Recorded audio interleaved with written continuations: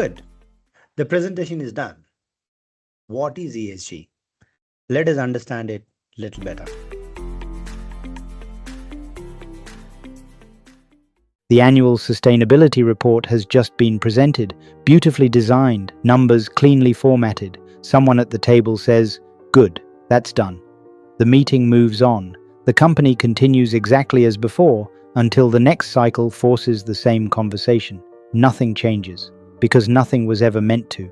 That moment right there, that is not sustainability, that is performance art. In a world where global capital, regulators, and a generation of stakeholders are making decisions that will reshape industries, treating ESG like a filing exercise is not just lazy, it could be fatal. Strip away the noise. ESG is 3 questions every organization must answer honestly. The environmental question: what is your company's real relationship with the natural world? Carbon footprint, energy, water usage, and climate risk, not a sanitized brochure version. The social question: how do you treat people, employees, supply chain workers, communities, customers? Are wages fair? Are workplaces safe? Do you improve lives or merely extract value? The governance question: how are decisions actually made? Who sits on boards and why? Are executives accountable? Is transparency a habit or a performance?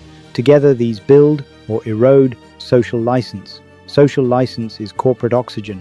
There are no alternatives when it runs out.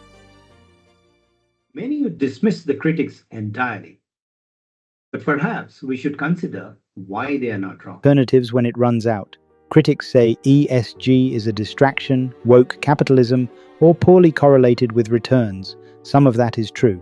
Key problems. Nearly 3 out of 4 institutional investors say they don't trust companies to meet ESG commitments. Greenwashing and purpose washing are real. ESG scores across major raters correlate only around 54% versus 99% for credit ratings, and there is no proven causal link between ESG scores and financial returns. But none of these is a reason to stop. Waiting for perfect data risks losing the business itself over decades. Capital markets and talent allocation are already pricing in ESG risk. To understand where India stands right now, we need to understand the economic growth and the challenges ahead. India's regulatory and market context has shifted irreversibly. SEBI's BRSR framework mandates ESG disclosures for the top 1,000 listed companies. BRSR Core requires assured data for the top 150. By fiscal year 2026 to 27, value chain reporting becomes mandatory. That means MSME suppliers who never tracked emissions now sit inside the compliance boundary of the buying company. The responsibility runs the entire value chain. Capital is decisive. Nearly $53 trillion in ESG assets under management, about 1/3 of global capital. 86% of institutional investors prioritize ESG. 40% of Indian AIF capital comes from foreign investors who expect high disclosure standards. Companies that treat ESG as strategy will access capital. Those that treat it as a filing will be quietly excluded. If your early career, your influence is greater than your title suggests. ESG begins at the level of individual behavior. The questions you ask, the data you surface, the practices you flag.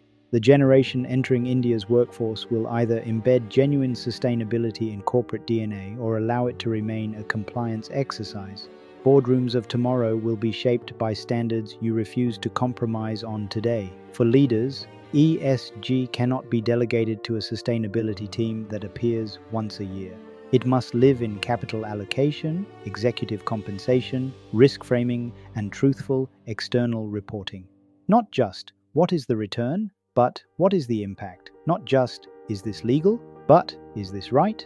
The organizations that define India's next 50 years understand that the right to operate is not given. It is earned every day through behavior, transparency, and accountability. One choice compounds into trust. The other quietly erodes it. Over a decade, the difference is everything.